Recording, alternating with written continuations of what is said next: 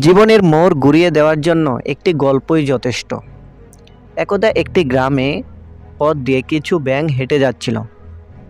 পথের মাঝখানে একটি কুয়ো ছিল। দুটো ব্যাঙ সেই কুয়োতে পড়ে গেল।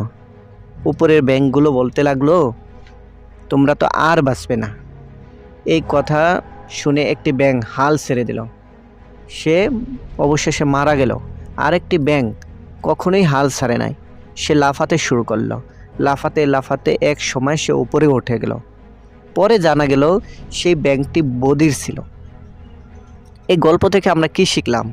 যে জীবনে যাই করব ওই কাজের প্রতি আমরা অটল থাকব। কখনোই অন্যের কোনো কথায় কান দেওয়া যাবে না। অন্য মানুষ নেগেটিভ কথা অনেক বলবে, সো আমরা কখনোই নেগেটিভ কথায় কান দেব না।